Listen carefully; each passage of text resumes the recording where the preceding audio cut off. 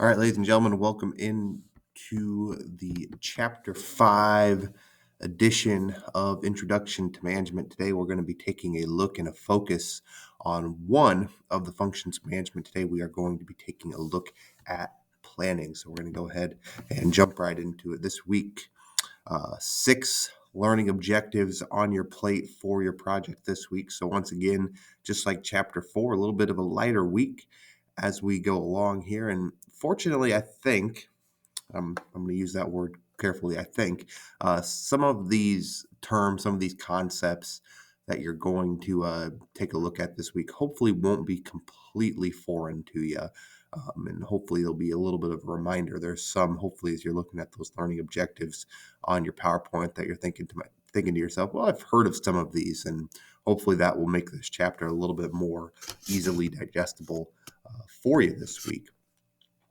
As we take a look here at the managing you and the starting your career off right by planning. So, you know, always good as you move into higher education, move into thinking about what you want to do post high school. It's always good to have at least a plan in action, or a plan that at least highlights where you think you want to end up. We talked about, oftentimes it's okay to not know exactly what you want to do in this life, and that definitely remains the same. But it's always good to have at least a rough sketch or an idea of where you want to be um, post high school, post 2-year, 4-year school, or whatever it may be. So setting goals, making that plan, it's always about one, identifying your options. So when we take a look at identifying your options, you know,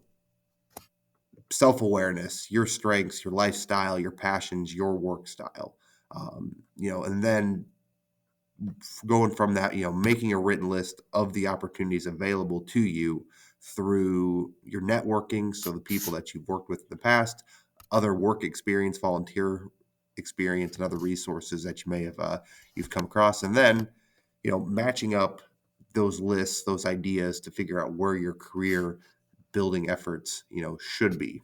And then once you've identified those options of potential career paths, exploring the conditions in your field, exploring the growth positions. Is it an industry that is going to continue to excel, or is it an industry that it's frankly dying, and maybe not a job that could even exist in the next 20 to 30 years. So you have to explore the job conditions, the working conditions in your target field. From then, you create your action plan. So how can you achieve your goal of getting into your new career? You're more likely to achieve your goals if they're a SMART goal, which we'll talk a little bit more about SMART goals here in a little bit. And hopefully you've heard that term SMART goal in the past. And then finally, last but not least, track your progress, and track your progress in that, as you're moving towards these milestones and objectives, just how close are you getting to your goal, to your plan, right? So, you know, entering a career, deciding on a career path is a difficult endeavor, no doubt, and it's always good to keep your options open. Never pigeonhole yourself. Never just get good at one skill. It's important to get good at try and get good at everything, and ultimately land in a career path that is your best fit, and that can help you lead your best life. And but that setting goals, that identifying your options, there's such a huge first start in that. Then from that, let's as you get into the process of, okay, you've now graduated high school, you've gone through a 2-year program or a 4-year program, or potentially even more. You got to stay resilient during that process. So it takes time to find a job, especially one that's a good fit for you and the company that hires you. Okay, so just know that it's not as seamless or as easy as it may look, on the outside, or how it's depicted in movies, or how sometimes college recruiters will depict going to school. Sometimes it does take a little bit of time from graduation day to actually landing that first full-time job outside of school. There's simply nothing wrong with that. So, you know, just be resilient.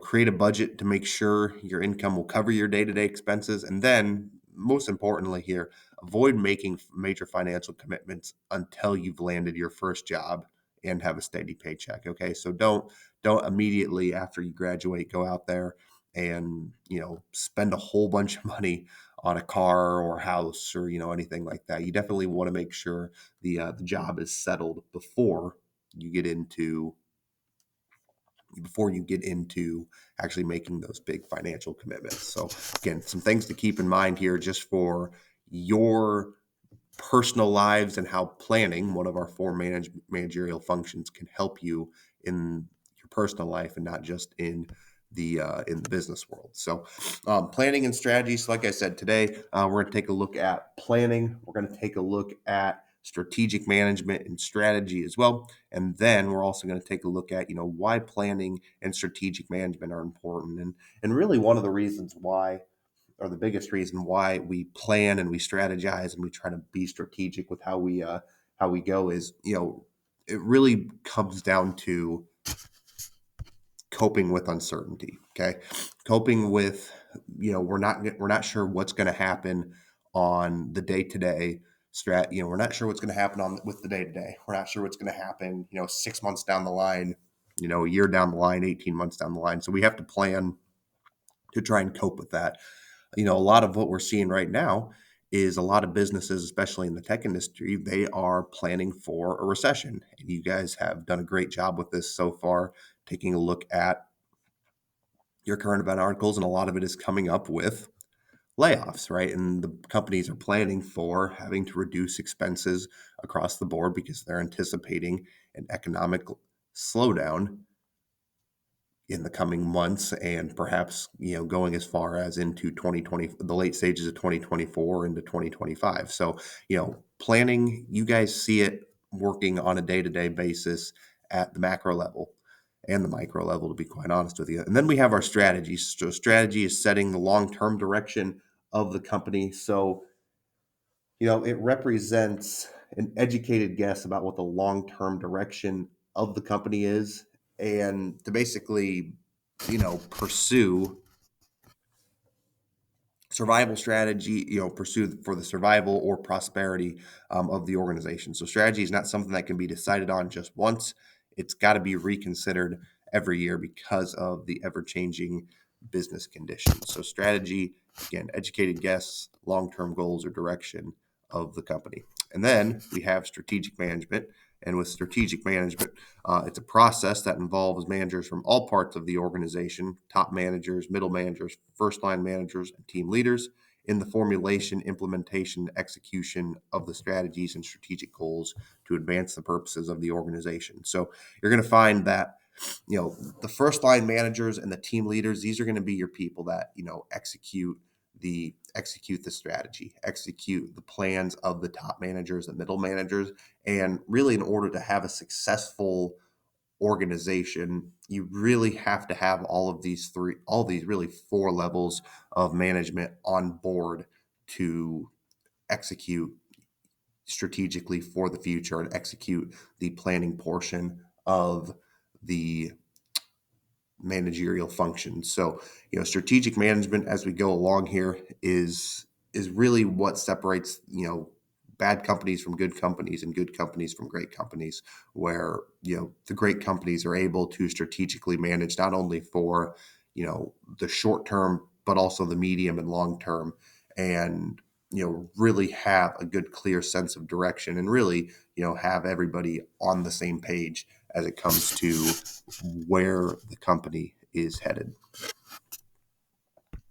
All right, and then you can see here we have figure 5-1. So this comes in at page 181 of your textbook. So at the first part there, you can see the first details, or the first plan that we do here is establish the mission and the vision and the values of the company. All right, so what on the outset is the direction of the company? So before we can do anything else, we have to establish what is our mission statement, what are our values, what is our um, vision for the future of the company. Okay? And then we have to, really, provide that direction and that momentum for our clients. And then we move into assessing the current reality of the situation, right? Of the economic situation, the political situation, um, the employment situation. We have to assess what our current reality is in the span of as it relates to going along with our mission, our vision, and our values. So we have to, after those are established, we have to assess what situation are we in. And then after we've assessed our reality, we have to formulate our grand strategy and our strategic, tactical, and operational plans. So once we've established our mission, we have assessed our reality, then we can go into actually what is our strategy going to be going forward for the company. And then we have our implementation of the strategy. So you'll see that a lot of times with your middle managers, your team leaders, and your frontline managers. And then we have our maintaining of strategic control. So when we maintain our strategic control, we then are, coming back and we are figuring out, what's going well, what's not going so well. How can we make our adjustments as a company? And again, that strategic control, we're really again reevaluating our strategy every single year, depending on what the reality is in the business world of the business itself, so on and so forth. So, this is not what I like to call a static situation. This is very much a living, breathing document or living, breathing situation, right? So, and really after, really steps 2 through 5 there are, living and breathing, so, number one, the establishing of the mission and the visions and the values. That is very much ingrained in the fiber and the core of a company. But then, that reality is always changing. And with a changing reality means, having to reformulate and change, your grand strategy, your strategic, your tactical, and your operational plans, right? So you're always having to evaluate, hey, is this strategy actually working out for us? Do we need to tweak something? So, to account for, higher labor costs or supply chain issues, right? So you have to always be aware of the business situation around you in order to actually be successful. So it cannot be static, cannot, be set in your ways. You have to be what I like to call a living, breathing document, a living, breathing organization where you are willing to change, because ultimately those are the companies that are able to maintain and, continue success. All right. So why are planning and strategic management important? So again, providing direction and momentum. So unless there's a plan in place, managers may well focus on just whatever is in front of them, putting out fires until they get an unpleasant jolt when a competitor moves out in front because it's been able to take the long range view of things and act more quickly. So, a poor plan can send an organization in the wrong direction. Bad planning usually results from faulty assumptions about the future, poor assessments of the organization's capabilities, and an ineffective group dynamic, and failure to use management control as a feedback mechanism. So you need to have those plans to provide direction, provide momentum for your company. Step 2, encouraging new ideas by stressing the importance of innovation and achieving long range success. So, successful innovators are companies moving into new lines of business, particularly in entertainment. And you're seeing a lot of it now, too, in e commerce as well. And then strategic management can provide a sustainable competitive advantage, which is the ability of an organization to produce goods and services more effectively than its competitors do, thereby outperforming them. So, this planning stage really is one of the basic tenets of the functions of management, right? We've talked about those 4 managements, but it's really difficult to do any of the other 3 functions of management without the planning stage, right? So this is why we kind of this is the first function that we look in as sort of a standalone, right? This being the planning portion of the functions of management. All right, and then we take a look here at developing a sustainable competitive advantage. So, competitive advantage is the ability of an organization to produce goods or services more effectively than its competitors do, thereby outperforming them. And then a sustainable competitive advantage occurs when an organization is able to get and stay ahead in four areas: being res- being responsive to the customers, in innovation, in quality, and in effectiveness. So, we take a look here at two examples. So, Uber definitely had and still has a competitive advantage when it comes to ride sharing here in the United States. And then we have an innovation. Bolt created its own competitive advantage in Africa by being the first company to offer motorbike hailing. So Bolt's success is clearly linked to its ability to localize product offerings more quickly than larger firms like Uber. It has also gained competitive advantage by paying drivers with mobile money. Okay. So you'll hear me say sometimes, and I've said it in the past, where innovation oftentimes is not done by the big companies.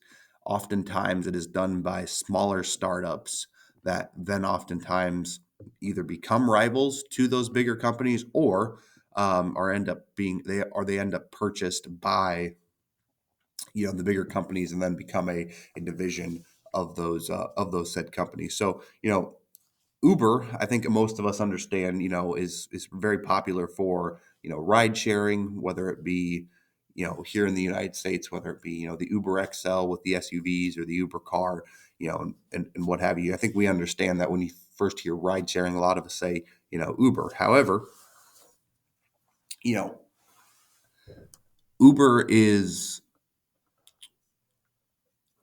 how do I put this? Uber is slower to reactions, in other modes of transportation. So, Bolt here is a great counterexample about, in Africa where, there are not, frankly, there aren't a ton of, SUVs, cars, traveling around, in Africa. It's just not as a developed region as, here in the United States, right? The continent itself really kind of, lags behind in terms of development.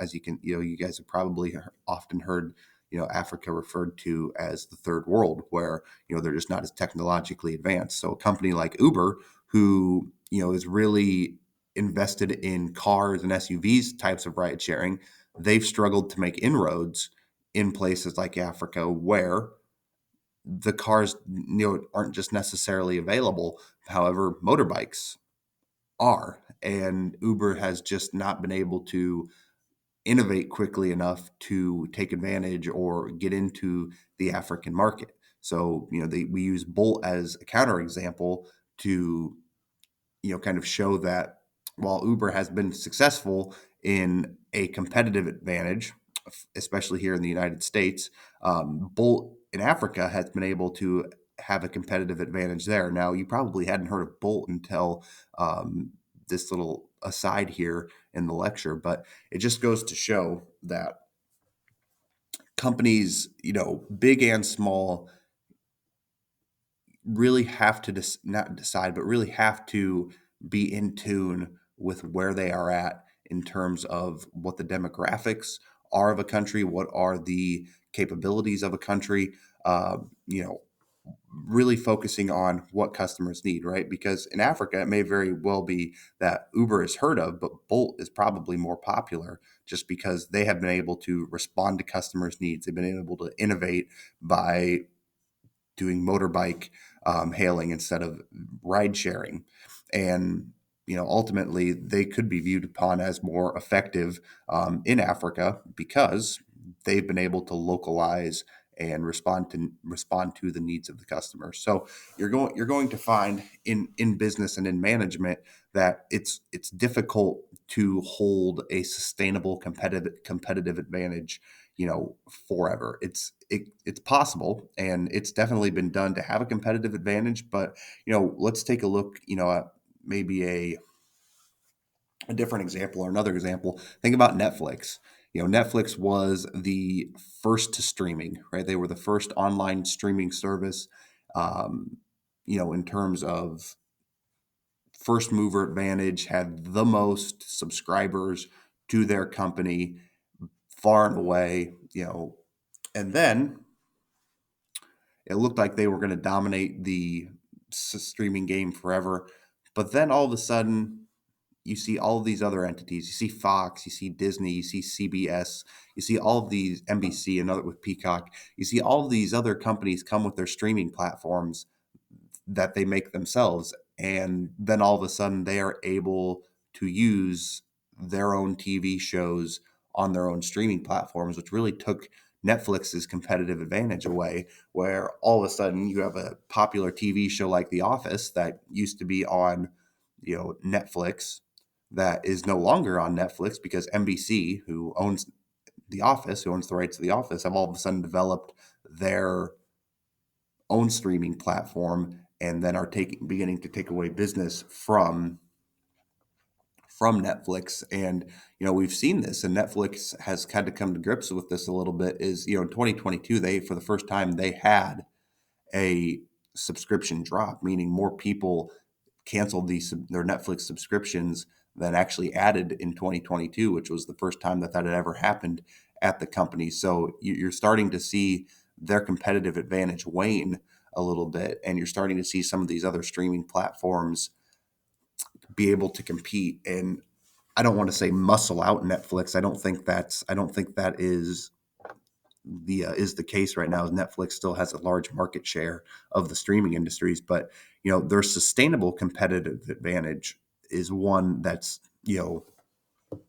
they've dominated for so long. But how long will that be? Because you're starting to see now with the crackdown on password sharing, you're starting to see their continued innovation by Netflix originals. But the problem is there is a lot of those Netflix originals are not exactly what I would describe as the most quality programming on the planet. So you have to be careful when creating that sustainable advantage, that sustainable competitive advantage, that you're innovating, but you're also innovating quality, and that quality is ultimately going to translate into effectiveness. So Netflix is an example of a company that had a competitive advantage, but now, as the competition has started to heat up with some of these, Paramount Plus, Disney Plus, ESPN Plus, Peacock, HBO, right? So you're seeing the competitive advantage Netflix had for over a decade.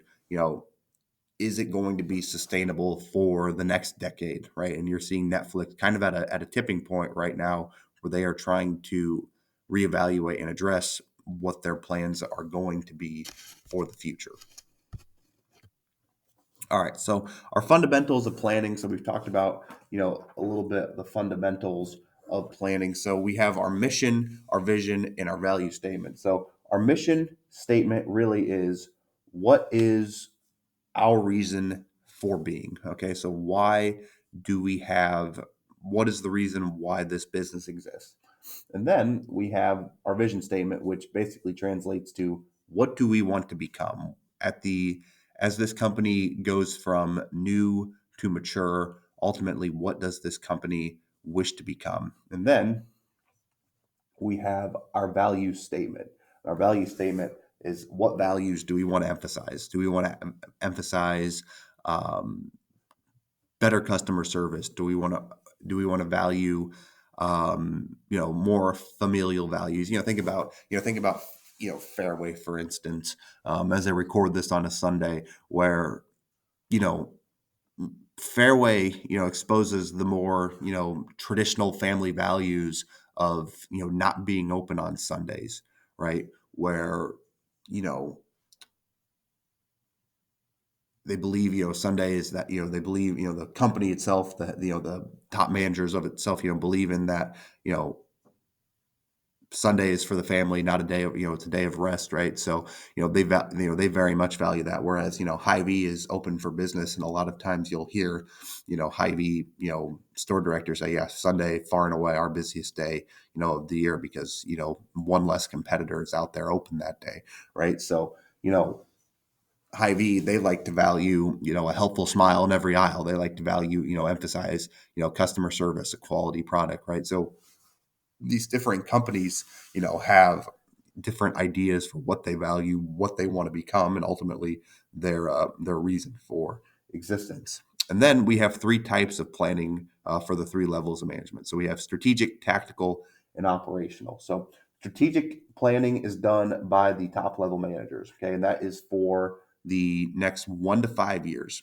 All right, so they are taking out the more of the long term statements, or the long term route with the company.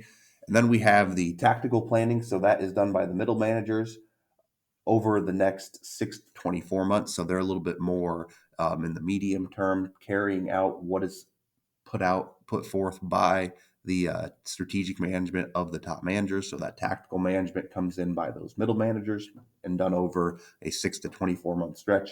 And then we have the operational plans, and that is done by the first line managers, and they are week by week. Next 1 to 52 weeks. What are we going to get accomplished? So that is the three types of planning. All right. So strategic, again, to kind of review, strategic is done by the top managers. Tactical done by those middle managers, kind of carrying out what the strategic managers have put forth. And then the operational, that's the day-to-day workers actually then putting into practice, into place, what strategic and tactical management is offering. And you can see this graph here, or this figure here, 5.2. It's also in your book on page 184. All right, so missions, values, and value statements. Again, so we've kind of talked about this with our mission statements, our vision statements, and our value statements. So organization's mission is its purpose for being. So determining the mission is the responsibility of top management and the board of directors. It is up to them to formulate a mission statement which expresses the purpose of the organization. A vision is a long-term goal describing what an organization wants to become. So it is a clear sense of the future, action needed to get there. A vision should describe what is happening to the world you compete in and what you want to do about it. And then values are relatively permanent, deeply held underlying beliefs and attitudes that help determine a person's behavior, integrity, dedication, excellence, compassion, or whatsoever. All right, and values, reflect the qualities of the organization, the deeply held beliefs, high priorities, and guiding principles. So, these really go into the fabric of the company. These really go into, the fabric of the company, and ultimately what that company wishes to become. And, again, really sets, those values really set too for, who they hire, who do they deal with in terms of, vendors, distributors, suppliers, and sometimes too, those values can actually help determine, what customers that you actually do business with as well. So, those values, if they are truthfully, properly held, can really set the course of action for a business. One example that I think of, again, going back to, the Fairway example. I remember when I was in high school, RAGBRAI came through, came through my hometown, and it was the first stop. So it was Sunday, and just a huge day, a huge opportunity for, the local grocery stores to, really have a successful sales day. As you go from a town of 5,000 people to all of a sudden, you're talking 30, 40,000 people, spending the night in your town. It becomes a real great opportunity for a lot of local business to make some sales, make some profits. But it was a Sunday, and Fairway refused, to open that day due to trying to uphold those, corporate company values. So, it was one of those things where Fairway, they sacrificed that day to, they sacrificed potentially a huge day of sales to uphold those values. One thing too, going along with the mission statements, the vision statements, and the value statements, be sure to take a look at page 185 with table 5.1. There are some great examples there of what questions do you need to ask yourself when developing these mission statements, these vision statements, and these value statements. So I would encourage you to take a look at page 185 as well.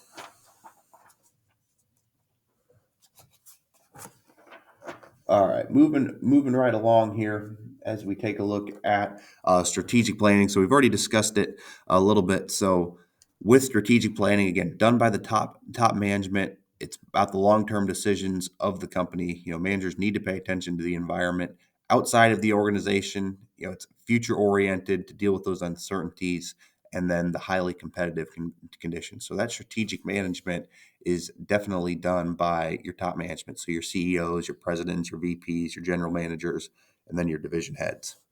Then that middle management, so these are the functional managers, the product line managers, the department managers. They implement the policies and plans of the top management to supervise and coordinate activities of the first line managers below. They make decisions without the base of clearly defined information procedures. And then our frontline managers, those are our first line supervisors, daily tasks, non-managerial, directional daily tasks of managerial personnel. The decisions are predictable, well-defined, and then with set of routine procedures. So there again, this graph here is on page, or this not graph, but this figure 5.3 is on, once again, page 189. And again, I think it's very, very valuable to sort of understand the differences between strategic, tactical, and operational planning here in your studies as you go through this chapter. All right. And then as we move forward here, we take a look at goals and plans. So goals, we're going to find we have our long and short term goals, our operating plan, and our action plan. And these plans are great, but unless they're effectively executed, they're not really worth much to us, right? So the strategy in this case really equals the execution. So it's great, and I think there's an old adage, it's a football adage, but everybody's got a great plan until they get punched in the mouth. And while it's maybe not as violent as that in business, the metaphor sort of hangs true.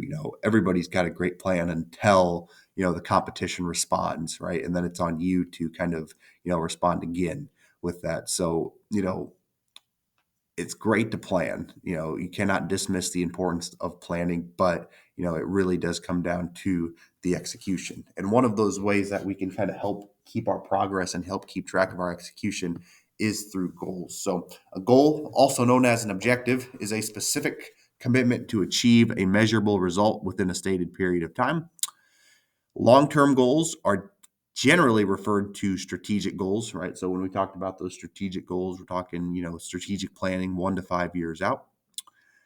And then our short-term goals are often referred to as tactical or operational goals, or just plain goals, right?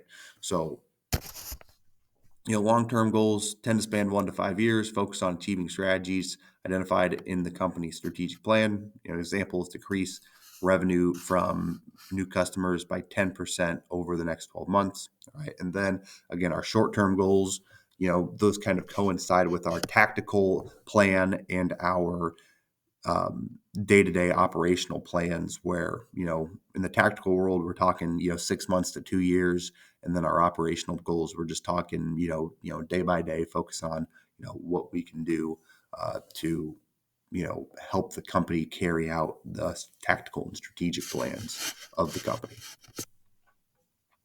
All right. And then as we go forward here, we have our operating plan. So our operating plan is a plan that breaks long-term output into short-term targets or goals. So we have, we have these strategic plans that we need to accomplish, these strategic goals that we need to accomplish. And the operating plan breaks those out long-term into the short-term. So we go long-term, and then we kind of piece them out piece by piece into the short-term target, short-term goals. So it turns those strategic plans into actionable short-term goals and action plans. And then we have our action plan, which defines the course of action, the tactics needed to achieve a stated goal. So it contains a project date for completing the desired activities with each tactic. So, really when it comes down to it is, we have to take those long-term ideas, those long-term stretches, and figure out how can we break them down into, easier objectives, easier bites for us to achieve.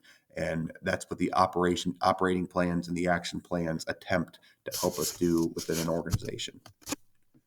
Talked about this. The plans are great, but again, can't do it unless you execute. So the well executed plan is going to spur growth and create that competitive advantage. All right. So we've talked about goals here so far. Now, goals, plans, and while these are important, we have to achieve consistency with both our planning and our goals. And we're going to focus on the promoting consistency and goals. And here are a few ways that we can do it. So we have our SMART goals, our MBOs or management by objectives. So this is a 4-step process for motivating employees. And then we have what's called cascading goals. So making lower level goals align with our top level goals. And then we're also going to talk about the importance of deadlines. All right, so with our SMART goals, specific, measurable, attainable, results oriented, and then a target date. So goals should be stated in specific terms. Goals should be measured or quantifiable. They should be realistic, should support the organization's vision, and then should have a deadline for the dates of attainment. So as you can see here, here are some examples. So specific, the goal that 90% of planes should arrive within 15 minutes of the scheduled arrival time is specific. Measurable, there should be some way to measure the degree to which a goal has been reached. Attainable, the goal should be achievable within the scope of time, equipment, and financial support available. And then results oriented and writing out the goals to start with the word to and follow with action verbs to complete, to acquire, to increase, to decrease by 10% the time to get passengers settled into their seats before departure. Okay.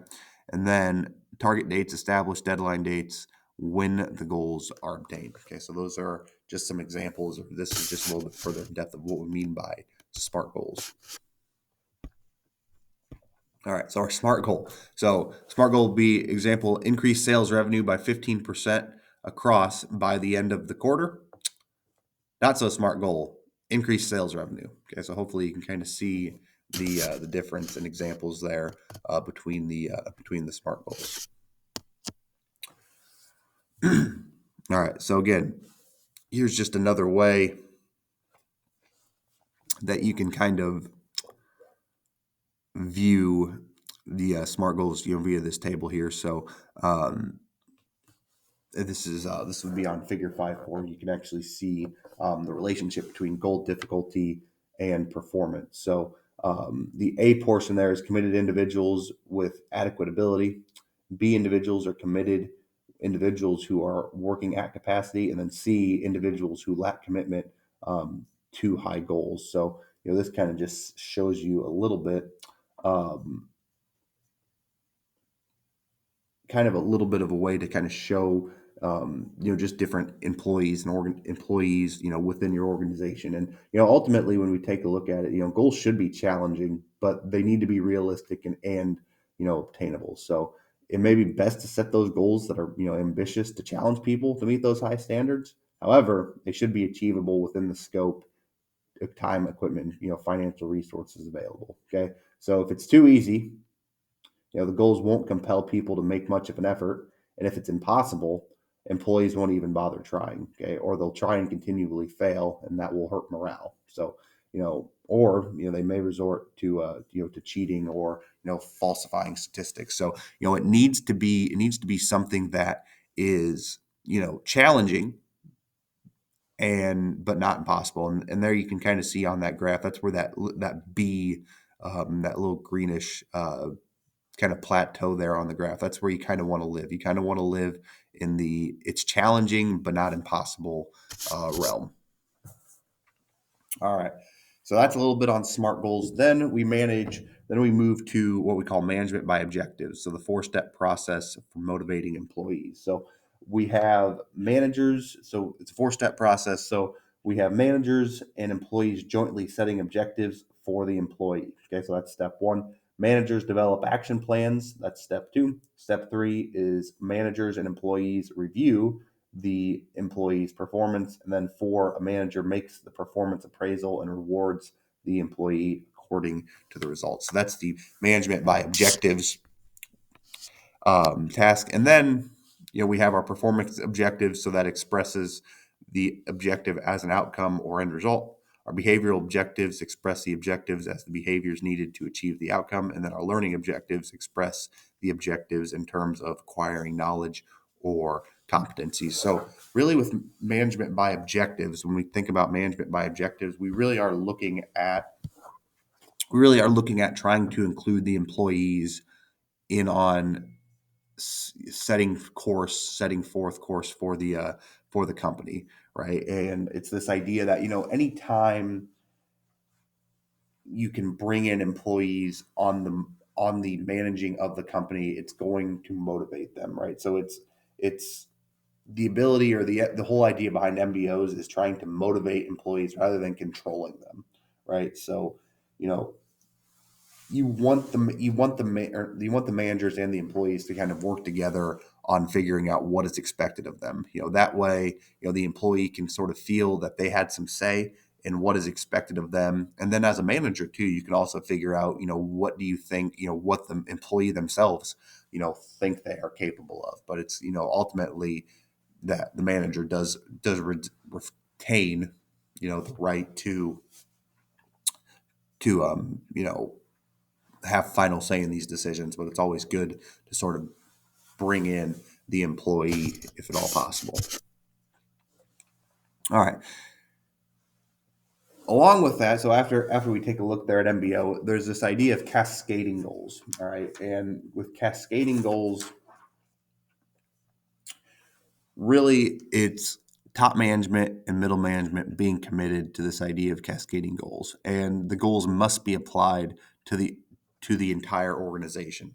The goals must cascade, which means be linked consistently down through the organization. So objectives are structured in a unified hierarchy, becoming more specific at the lower levels of the organization. So here's just an example. So commitment, when top management commitment to MBO was high, said one review, the average gain in productivity was 56%. When commitment was low, the average gain in productivity was only 6%. So it's this idea of, when the top management commitment is high, productivity then typically responds in that the goals kind of, the commitment to the goals begin to sort of reach those lower levels. And then we have our organizational wide goals there at number 2.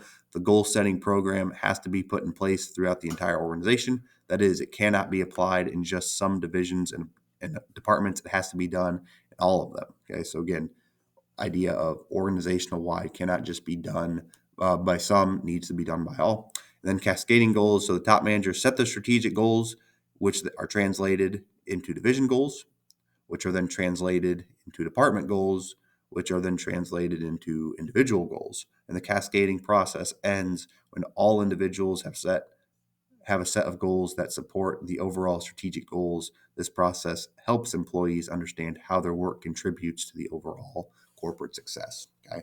So it really just takes a look at how does what you do on the day-to-day impact the company as a whole. And the idea with the cascading goals is if you as an individual can see how your work day by day actually impacts the betterment of the company, the more likely you are to work and strive to achieve that goal. And then 2, work harder towards the company. And really that second piece there is the idea of, motivating yourself to see, okay, what I do here matters. It is really helping the company in, A, B, or C. And the A, B, or C being the overall strategic goals of the company. All right, then we have the importance of deadlines. So deadlines can help concentrate the mind. Deadlines help you ignore extraneous matters in favor of what's important. And then deadlines provide a mechanism for giving ourselves feedback. So in concentrating the mind, you might make quick decisions rather than put them off. By ignoring trivial matters, you will focus on what's important. For example, forego cleaning up your desk in favor of studying for an upcoming exam. And though these goals then become essential in life, work, and college, and they are definitely great motivators. And I think that's something you guys can definitely attest to with the deadlines. It really hopefully focuses your idea on, when it comes to studying in here and, what jobs need to get done. So, deadlines are something that definitely don't really go away at the next level. All right. So as we move forward here, then we take a look at the planning and control cycle. So planning happens in two steps. So we make the plan, and then we carry out the plan. And this kind of, regardless of whether it's strategic planning, tactical planning, operational planning, it's making the plan and then the carrying out of the plan. And then after that, we have the control, which happens in two steps. Control the direction by comparing the results with the plan. And then 4, controlling the direction in two ways: correct deviations or improve future plans. So, it's not just planning, carrying out the plan, then it's also measuring ourselves. All right, how are we doing? How do we match up with the plan itself? And then if the plan is not going as well as we have expected, how do we correct that situation? Or 2, if we're say we're on par or we're doing a little bit better than expected, how can we improve those future plans to be more suitable for what we are actually accomplishing as a company? And you can see here it's kind of a continuous cycle. So we make the plan, we carry out the plan, okay, then we sort of evaluate, we compare the results, and then we control the direction, which then leads us to sort of revamping the plan, and again helping us make decisions for the future by the controlling steps. All right, so career corner, as we wrap up here. So managing your career readiness. So become more proactive, keeping an open mind, and suspending judgment. So two really big, two really simple sentences here, but really important in terms of controlling your own destiny, being proactive with potentially what your career focus is and how you're going to continue moving forward, and then just keeping an open mind on different opportunities that may come to you, and kind of getting rid of those preconceived notions, and suspending perhaps your judgment of a situation or a company until you actually experience that company or organization. As you can see here, our career readiness core competencies. So you can see here, this chapter takes a look at all of the following highlighted in red. And then we talk about becoming more proactive here. So focus on solutions rather than problems, take initiative, rely on yourself, set realistic goals, and don't overpromise, and then participate and contribute to personal and professional conversations. And then today we'll leave you with this last one here. So keeping an open mind and suspending judgment. So make a list of your current tasks, projects, or commitments at work or school. For each task listed in step 1, identify key moments it would be important to be open-minded and suspend those judgments. And then step 3, for each of those moments, think of how you might be able to apply the 4 key skills of being open-minded. So that brings us to the chapter. Here's some things, though, that I think you should focus on these are some things here that I believe you should focus on for the upcoming chapter. So, be prepared with SMART goals, okay? Be prepared to create one of those, to make sure you're taking a look and focusing on the planning and control cycle. Be sure to focus on, what are the 3 reasons for why planning and strategic management are important. Okay, be able to describe those 3 reasons. Definitely retake a look at what cascading goals mean. Other things to take a look at, mission statements, value statements, vision statements. Be aware of those.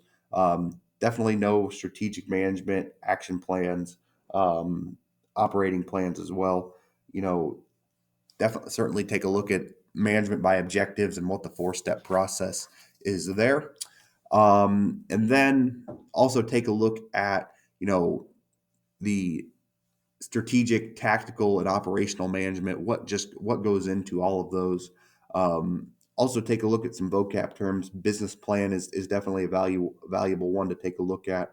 And then also take a look at some of the different objectives that we've got. as well. And then last but not least, be sure to look at some of the asides. There's an interesting story there on a burger war that might be worth your time, and then another one too about a certain airline that maybe did some nefarious stuff or has maybe struggled here in the last couple of years. So anyway, that ends it for chapter 5. Appreciate you guys taking the time to listen. We'll see you in class.